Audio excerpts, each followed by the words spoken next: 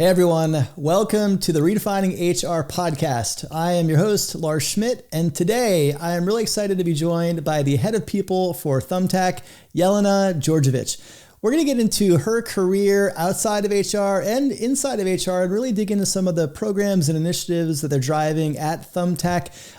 When this runs, this will be soon after their most recent round and unicorn status. So congrats again on that. And Jelena, why don't you just start with just a brief introduction for the audience? Yeah, thank you so much for having me here, Lars. So my name is Jelena. I lead our people team here at Thumbtack. And I've been, my career really started in management consulting at Bain & Company. And I found myself in this amazing role over the last year, leading our people efforts here. A little bit of background about myself. While I worked at Bain, I really touched on everything from digital product strategy to operations and change management and org strategy. And then 3 years ago, I transitioned to Thumbtack as chief of staff. And there my mandate was really about managing the operating drumbeat of the business and thinking about how do we make sure the trains run on time? What train tracks do we need to build for the future? How do we build bridges across the organization? And a common thread across all of those experiences was really a passion for people issues. So whether I had those kind of extra 10% opportunities or sometimes as chief of staff, my full-time job, working on people issues ranging from parental leave policy to sponsorship and mentorship programs was a really common thread. And so I feel like I've sort of finally found home in this role right now. Yeah, well, it's interesting because I think through your chief of staff role, you got a deeper exposure to, a people problem set, right? That you get to kind of work on when you're in that role. What was it about you that walk me through the transition from chief of staff to head of people? What made you say, okay, I'm ready to take what I've been doing here and now I'm ready to kind of run the people function? Yeah. It was a really interesting transition. I think when I was chief of staff, one of the core things that I led was strategic planning and business performance management. So it was really partnering with the executive team and with our CEO to set the company vision, the strategy, the OKRs, and then manage execution against that. And while there's so much analytical work and road mapping work that goes into that, a really core part of that is making sure that we have the right people in place, teams are working effectively, that functions are collaborating effectively. And so it became so clear to me how core people issues are to the success of a business and achieving these financial goals and operating OKRs that we have. So that really sort of laid the foundation, that intersection of sort of the hard business analytical skills with a lot of the people dynamics. And the transition for me, I think it was really this amazing opportunity to think about how do we think about managing the business from the people side.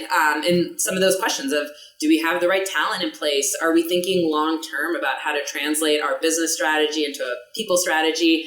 And then day to day, are we operating as well as possible? And are people effective in their roles? Yeah. It's interesting. I think that it's not that uncommon these days to see somebody kind of with a background like yours who is moving into the head of people role from other areas of the business. And the primary reason, because you just, I think, framed so well, is that business acumen, that business understanding and grasp of the organization and bringing that into the people side. And I want to get into some of your people programs because you've got a lot going on right now. But I want to back up for a moment and just focus on that chief of staff role, because that's a position that I know you were chief of staff to the CEO. It is a role that we're starting to see more of, even in the people team, seeing a chief of staff to the CHRO or chief people officer. So walk me through, it's one of those roles that doesn't have a uniform job description by any means. So walk me through your experience kind of as a chief of staff and what that role was like for you. Yeah. There's a couple, I did say there's sort of a range of responsibilities that chief of staffs often have. And at the core of the mandate, it really is about how does the business operate and how effectively are we managing things. And so you might lead something like strategic planning, business performance management, OKRs, investor relations, board relations. So there's a variety of tools or kind of responsibilities that chief of staffs will have. My core responsibilities as chief of staff were leading strategic planning, doing business performance management, execution management, and internal comms. And then I led all of our leadership forums. So our executive team meetings, our board meetings, and then whatever special projects came up. And really the theme of those were really gnarly cross-functional company level projects or processes where there wasn't a natural owner within the business. And I could come in with that kind of bird's eye view and that cross-functional coordination skill set to help manage that, whether that be a new product launch that it required a lot of coordination between our go-to-market teams and our tech teams, or future of work, and coming up with that vision and that strategy. I would say one of the things that's, it's not a responsibility kind of on paper as a chief of staff, but one of the really unique elements of the role that I think set me up well is that you're embedded in the executive team and have a front row seat to all those dynamics. And so it's this amazing opportunity to really absorb and understand what does it take to lead a business, and learn from those leaders. And then also for me, I kind of leaned into the almost like HR business partner facilitation role in terms of helping the CEO navigate interpersonal dynamics on the team and really helping him coach his leaders, thinking about what do we need to do to strengthen the just the bonds and the effectiveness of the leadership team, onboard new members, make sure they're fully integrated. So those team dynamics was something that I got really into, and was able to sort of lean into given the seat that I had at the table. Yeah, it's interesting. I mean, I want to get into some of those programs that you mentioned, but before we do, just for listeners or viewers that might not be familiar with Thumbtack, can you give an overview of the business, kind of what you do, size of the people team, and then we'll jump into some of the programs. Yeah. So Thumbtack is the modern home management platform. We are here to connect homeowners with home pros to solve any of their needs, whether that be a pipe that bursts and you need a plumber there today, or whether it's insulating your attic and having folks, which actually we have at my house today right now. So really, if you have any home need, this is the best place to come to go address that need, find a fantastic home professional and solve that. And then in terms of the company, we have about 800 employees distributed across the US, Canada, and the Philippines. We originally had 3 home offices, San Francisco, Salt Lake, and Manila.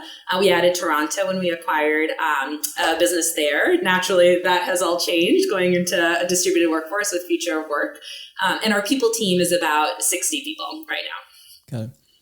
Cool. Let's get into, we talk about future of work and kind of this new reality. Obviously it's something that all of us in HR people and the people space are navigating right now. And, not just us, like businesses and employees, like pretty much everybody. But for you, you recently announced that you would have a kind of remote first hybrid construct to how you're going to be kind of looking at Thumbtack moving forward. And so maybe if you could just you had a great blog post about it, I'll include that in the show notes. But if you could just give an overview of kind of where you landed. So like, what is your plan moving forward, but also maybe some context into how you got there, because I think a lot of heads of people and CPOs are still in those conversations. Like many companies have made firm commitments. Many are still kind of working that through. So I think any insight into what that experience was like for you and working with your leadership team and your employees would be great to learn. Yeah. So we are leaning into virtual first work. We believe that virtual first is here to stay, but we are coupling that with really high quality team and company events, as well as libraries, which is our new concept from in terms of what the future of offices will look like.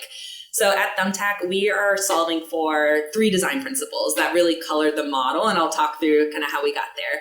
The 3 design principles are flexibility, inclusivity, and equity. One thing that we really learned through COVID was how important flexibility was for employees.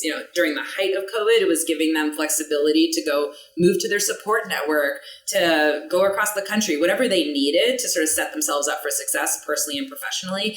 And that's something we really wanted to lean into with this virtual first model, where employees can live in any of our approved states across the US, Ontario, anywhere in the Philippines. Our goal is to eventually expand to all 50 states, all of Canada, or allowing folks to work all over the Philippines. But it really is flexibility at the forefront, so that your professional choices don't hamper your personal choices. We just don't believe that where you live should dictate what job you can have. But we know that there are challenges to virtual work and limitations of it. There's Zoom fatigue. Human connection is just a really fundamental need and a really fun and core part of work. And that is why, for us, events are really important and something we're leaning into. We're planning on having an annual company event called Camp Thumbtack, where the whole business will gather. We'll do one in North America and one in the Philippines. And then about quarterly, all the different teams will gather. The goal of Camp Thumbtack is really to build that sense of shared identity and purpose and align around a common vision, a common purpose, mission, strategy, and just to get to know people across the whole business and to feel like you're part of a greater whole.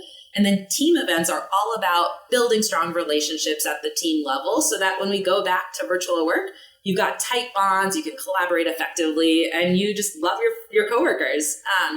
We recognize too, though, that people might be sick of working at home. I've got a bed in my office right now, so we want to have the option for people who live in one of our home cities to be able to work at an office. So we are rolling out libraries, a new concept. Think about your college library where half of it is quiet. You might have corrals, tables where you can't talk, like you're really there to do work. And then half of it might be a little bit more of a party zone. You've got your fun cafe, you're there to bump into friends. Those are the two key things we're solving for with libraries. And notably, I think what's different about our model is we're not solving for collaboration in libraries. We believe in virtual first collaboration and teamwork. That's the only way to maintain an inclusive experience where everybody is an equal participant in the team's work. And so we don't want to get into a dynamic where some people are in the office and some people are asking, hey, can you turn on the Zoom link? I'm waiting for you.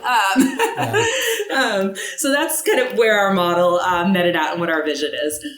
Yeah, look, I think that's gonna be the hardest part about hybrid, right? Is like you have to. Most companies will be, hybrid, and what level of hybrid will range based on kind of their business and priorities and leadership team. But getting hybrid right and getting hybrid right from an equitable standpoint, an inclusive standpoint is really hard. You have to have that virtual first default in everything you do, or you will be creating different kind of classifications of employees. So I like the idea of libraries as a gathering place. Like, how did you land on the name? Were there names in consideration, or were you all kind of locked into this idea of and the vision for a library from the get-go? Libraries came up initially because we were really imagining a college library, and it kind of it was a bit of a filler word, and it just stuck. We've tried different words, but nothing has really embodied this mix of a place to do productive work and to socialize and hang out with friends. There's a little bit of a libraries kind of thread going on, but I'm not sure if that will stick. Everybody, you got to localize the name. Like I get that. I get the groundswell of saying, how do we make this us? But I do like libraries. That's interesting. One of the things I was reading through your blog post of how you were structuring things in a remote space. One of the things that did stand out to me was like in terms of being virtual first, both within the U.S. and in Canada, there were certain states and or provinces where people could work, but others that they couldn't. And I'm just curious, how did you land on that? Like, how did you determine what states or provinces were eligible, but really more so which were not eligible? Like, what was the background in that? Yeah. So our vision is to approve all 50 states, all the provinces in Canada, and we have Philippines set up. Mm-hmm. It's really it's work that has to get done. That's sort of how we view it. In terms of where we've landed so far, it was really driven by employee demand. So during COVID, employees could apply to work remotely. Well, everybody was working remotely. They could apply to relocate. And so every time that an employee applied to relocate, we would go do the work of setting up a new business entity. There's a lot of work that you have to do with local governments, thinking about taxes and payroll and the like. So it's just going through the motions of setting up business entities in all the different states. So backwards looking in terms of getting to where we are, it was all employee driven, whereas now we'll still have that be a consideration. But looking ahead in terms of how we prioritize and pace opening up in new states, it's really driven by two factors. One is being able to recruit a more diverse employee population. And second is finding talent populations for some of our most critical roles. So in terms of recruiting a diverse employee population, we're looking there about approving states in the greater New York area, greater DC area, the Southeast, the Southwest. So being really deliberate in terms of what the local demographics are so that we can ensure that we are recruiting a really diverse population and have access to talent that we previously didn't. And then when it comes to more of a functional view of it, we look at really critical roles. Like for us, certain pockets of engineering are in really high demand. They're hard to recruit in the Bay Area, but there's incredible talent pools surrounding different universities. Like Caltech or a University of Illinois or Waterloo now in Canada. And so we're looking at where are some of these specific functional talent populations across the US that we want to make sure that we're tapping into. Got it. Yeah, that makes sense. And yeah, I guess to kind of follow on your comment, because I know that you included this in the blog post as well around, one of the drivers in going to virtual first is to be able to have access to more representative and inclusive talent. And I know that you're still in the earlier stages here. So, but I'm curious, are you seeing that in any of your recent hire data in terms of the diversity and representation kind of metrics once you've been hiring kind of under the umbrella of COVID in a remote first world versus when people were kind of geolocated in those specific cities? Yeah, we're starting to see it trickle through. We launched this future work model 3 months ago. So if you think about the recruiting cycle, it often takes, depending on a role, maybe 6 to 8 weeks for the funnel to kind of work its way through. So we're starting to see it. I'd say at a company level, we're starting to see that we're able, we use the Rooney rule. So for every final on-site round for a role above a certain level at the senior manager level and above, we require that we have at least one female candidate and one underrepresented minority on the final, at the on-site round. And so those, that's been easier it's been easier for us to sort of follow that rule that we've set out for ourselves now, because we can very deliberately source across the country, and we prioritize our sourcing efforts toward, or proactive sourcing efforts towards diverse candidates. I'm seeing it in one of the roles that I'm hiring for, a director of organizational development. I'd have to look at the data, but I think maybe 70 to 80% of the candidate pool has been from a diverse background. And it's amazing how easily it happens once you have the whole country at your disposal. Yeah, that's great. Well, on that note, you're hiring, your team's expanding, plug your jobs. We have a lot of HR listeners and viewers out there. So what are you hiring for right now outside of that OD role? I mean, everything. We are hiring for HR business partners. We're building out our ops team. We need an HRS specialist, ops generalist. We're hiring for a leader of organizational development, of employee experience. Employee experience is really tasked with bringing our future work vision to life. Recruiters, sourcers, RCs, we're always hiring. It runs the full gamut. We're really excited about building the team right now. We're at such a exciting moment as a company in terms of growth, maturing as a business, future of work, and all of those trends hit the people team. So we're really trying to take a long-term view in terms of making sure that we have all the functional capabilities represented to take us through the next 2, 3, 4 years. Yeah, it's interesting. I think I don't need to tell you this. The market for HR right now is just insane. So you have one more option at the many of options at your disposal. If you're watching or viewing, check Thumbtack out. They've got a lot going on there on the HR side.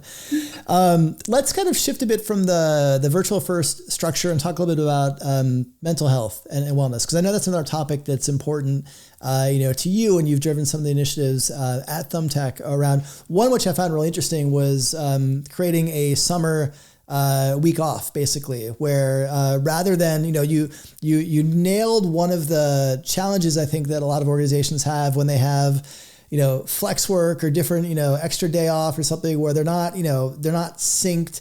I may be off, but none of my colleagues are, so they're hitting me up on Slack, and I'm like, I just bury my for vacation. Yeah, exactly. Like nobody wants that. So I think you're addressing that by saying, no, everybody's off. We're going to shut down. And so walk me through, I believe your first one, by the time this airs, will have just happened, recently. So what went into kind of designing that? And I know that a lot of HR leaders are trying to advocate for creating space for their employees to be able to have more of a real break. So walk me through maybe what the program is, but also kind of how it came to be. So if there's any, key kind of nuggets in how you and the executive team, pitched it and kind of moved it through the approval process. I'm sure that'll be helpful for them to learn. Yeah. I'll give you a little bit of the historical background, because we really learned from last year to inform this and this week-long company shutdown that we're doing around 4th of July. So last year, during the summer, where I think people were really struggling with how do they balance all their personal responsibilities as schools were shut down, just the stress of COVID, we built out Summer Friday. So every other Friday, we would have a 3-day weekend. We would tack on a day to 3 other 3-day weekends. and really had that sort of principle of the whole company is going to shut down. So we're not coming back to a huge list of emails and Slack messages. And we really learned that lesson of how important it is for everybody to take off collective leave. Fast forward to this spring, in our we do monthly pulse checks, biannual engagement surveys, we do quarterly attrition and exit analysis. So we have a lot of opportunities to pulse the organization and make sure that we're understanding all of the trends. And burnout kept on coming up. I think it's no surprise to anybody. As a society, it is a huge problem. But we're really feeling it. And we felt like we had an obligation to do something for our employees. And it was also just part of the ethos of Thumbtack, where we really care about employees. We care about you being able to bring your whole self to work. We care about really progressive perks like parental leave, mental health benefits. So the problem was clear, and the intention to do something about it was not even questioned as a leadership team. Like we could feel it with our teams, we could see it in the data, and we knew the national conversation that was happening. But I think there was almost a desire to find what's the one solution, like what's the one silver bullet that's going to fix burnout. And it became clear to me that it's just such a multifaceted problem, and each person's sort of experience is so different. Some people might experience burnout because they can't prioritize effectively. Some might experience it because they don't have a support network at home. So we really addressed it from many directions, with the week-long shutdown being just one of several. We doubled down on our modern health and EAP benefits. We're bringing them in to do sessions with our managers. We expanded our perks offering. So we used to be able to use a small budget to be able to do L&D, kind of trainings to pay for childcare. We added wellness to that as well. And then we decided to do this week-long shutdown. And it wasn't even a matter of pitching the executive team. It was honestly a matter of just coordinating and aligning, because there's a lot of operational things that we had to sort out. So the timing of it is right around when we're doing Q3 planning. So we had to work with our FP&A team and a lot of the OKR owners to make sure that we could land Q3 planning. It's right before our board meeting. So we had to make sure that all the teams that flow into our board meetings could get their work done well, and with our ops team. So anybody who's on the phones, with our pros and customers, we wanted to make sure that we had a plan for all of them. So it's just getting all of the different stakeholders aligned to make sure that the work could go on, whether it was through creative staffing or through moving work to other weeks. And once we landed that, honestly, these logistical and operational issues, it was good to go. Yeah. That's interesting. I mean, do you, as you're, obviously you're getting lots of employee data. Do you see any push for, or potential for a 4-day work week and experimenting with that in the future? Like I'm definitely, I've seen that happen on small scales, and I'm kind of curious, like when we're going to start seeing that in some larger organizations. So just wondering if that has kind of entered the conversation at all.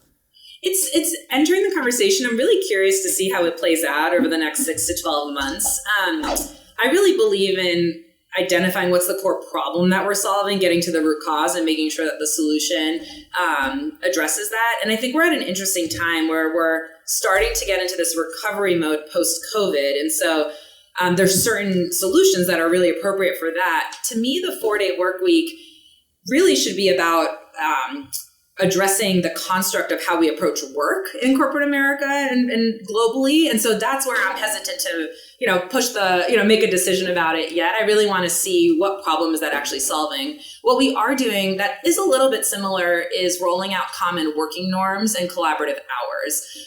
So for us, 2 big pieces of feedback that we heard from employees is one, being bi-coastal now with lots of employees on the East Coast as well as the Manila. Managing time zones is really challenging for people. And we have a really meeting-rich culture. A lot happens in meetings. And so folks were working late, working early, really trying to find times to connect. And then the other piece of feedback that we heard from employees is that because we have a lot of meetings, it's hard to find heads down working time where you can just crank for 4 hours. And so what we rolled out recently was common working hours. So we have meetings only from 9 a.m. to 3 p.m. Pacific time, and a no meeting Wednesday. It's off limits. You can do interviews or external meetings, but no internal team meetings can happen then. So people have the time and space to think and do the really important deep work that they need time for. Yeah, that's interesting. I think we're kind of in this. You mentioned kind of some of the work constructs of how we've always done things. I mean, to me, what the most fascinating thing about this time is that we have a real opportunity to kind of rewrite that, right? We've carried with us these industrial era norms of, Monday through Friday, 9 to 5, and work happens in an office. And now none of that is true, anymore for many roles. Obviously, there's some roles that this doesn't apply to. But when you think about, obviously in your role, you think a lot about designing kind of future of work strategies and structures. Like, what gets you most excited? What when we're kind of moving into this new frontier, and we're in the early stages of moving to it. So let's we'll push out to maybe summer 2022. What do you think might be kind of more of a norm practice for modern organizations then that's not now? That's a really good question. The crystal ball is a tough one. I really think, to me, we're going to go through a period of disruption and just so much experimentation. I think that is actually going to be the hallmark of the next year or two. I think there's almost this temptation within the HR world and really within corporate America to sort of nail the one model. Like, what model is going to be most successful? How is hybrid going to work? And I think the reality is that a lot of these sort of future of work related decisions that companies can make are going to be so divergent and multifaceted, and they're going to become cultural markers of companies. Are you office centric? Is it work from home Fridays, or is it this 2-3 day hybrid? Can you work anywhere? There's going to be so many different ways of operating, and I think it's going to take us a year or two to really work through that and figure out what works, what doesn't. What I think will end up happening to the HR field in light of all this is, or what I hope happens, is just a very innovation mindset and kind of an experimentation mindset. The way that I think product development teams work, if you think about user research teams, they employ really innovative ethnographic practices to understand what customers need, or engineering teams, they really think logically from start to finish about what are the specs of building a product. And I think that mindset, that sort of experimentation and innovation mindset, will be a marker of how I think the best HR teams lead. So it's more of a change of how HR works and the role that they play in companies than a specific outcome that I think will be the result of all of this. Yeah, no, I'm smiling because I agree, but also I think when you look at I do a lot of kind of examining between like legacy HR and modern HR, and I think we're starting to see this shift now through all the things you mentioned. Is like, we started as more of a risk aversion, compliance oriented function, and now we're moving towards an experimentative, innovative, risk taking function, and I'm here for it. Like, I'm excited to see exactly what we build and how we build and what we learn from it. So it's exciting. So I appreciate you walking us through kind of your role, your scopes, and the projects that you're working on at Thumbtack. I want to wrap up with the lightning round just to help the listeners and viewers get to know you a little bit more. So try to keep your answers to about a sentence-ish. And if you're ready, let's dig in. Let's do it. All right, Spotify. I'm a music nerd, so I'm creeping your Spotify playlist. Who will I learn are your top 3 artists? Oh, yeah, Taylor Swift is at the top. She really was prolific during the pandemic. I admire her work and her grit during the last year and a half. Hozier is up there too, and the Hamilton soundtrack. When you need a good pick me up, just put that on. I think you were not the first Hamilton soundtrack mentioner on the show. So yeah, I think it's fantastic. It's flawless and it's timeless. So least favorite HR buzzword? Activation. I really don't know what it means to activate employees. And I don't think employees know what it means, nor do I think that they would like being told that they were being activated. Yeah, or certainly deactivated. Like, wait, what? What is your favorite HR function? I know it's always. I know that I put heads of people and CPOs in a spot when I ask this. I know. Choose your favorite I'm just kind of curious. Yeah. Your favorite function. Like, what do you when you yourself are kind of getting into the work? What areas tend to draw you in the most? Yeah. They're all so fascinating, which I know I don't want to cop out on the answer. I think for me, compensation has been really fascinating because it's this amazing intersection between EQ, IQ, analytics, people skills. But I think it really is the representation of so many of our values and principles. So where do we believe we are in the market? Where do we want to be? What kind of people do we want to attract? Who do we want to reward? What do we believe about, performance distributions? It forces you to be really crisp about your philosophies and values, and then put out a comp program and kind of and quantify it. So I think that has been a fantastic area to really go deep on. And I think it's also an area that there will be a lot of innovation on given future of work and the increasing war for talent. Yeah, and this like mountain of turnover that we're about to see, and retention is going to be the biggest challenge for this year. Like to me, hands down. So I think we're going to have to get creative with comp and every aspect of the employee experience if we want to have a shot of holding on to some of that talent. So if you were to be doing something outside of HR, and I'm gonna put chief of staff role in there as well. Can't do that. Can't do those two things. You have to do something new. What would it be? I'd be a travel planner. I would be kind of a travel agent for groups of 10 to 20 people who want to go to the craziest places in the world. That is what I do in my free time with my friends. So I think that would be my second career, maybe post-retirement. All right. Well, now that we're beginning to slowly travel again, I may hit you up for some travel advice because we're certainly itching to get back out there. So last question for you, Jelena. What is, if you had to pick one HR leader who you admire, who would that be and why? Yeah, I really admire Christy Friedrichs from New Relic. She's the chief people officer there and had a similar career to me where she started out in management consulting and then led the people function there. She's been a fantastic mentor of mine, but she's kind of no BS, straight shooter, super practical, very knowledgeable, and just shares. She's a sharer of knowledge and information and really responsive. So I think to me, she is really emblematic of HR leaders helping each other and helping bring up talent. That's awesome. Yeah. I mean, that's the single biggest catalyst of change in the field. Like our evolution from black box to open source is transformative. And that is the way, as the Mandalorian would say. So Jelena, I really appreciate you making time to come on the show to help me and the listeners get to know more about your background and your role, and keep sharing. Thanks so much for putting the work you're doing out there so we can all learn from it. Thank you so much for having me. It was a pleasure.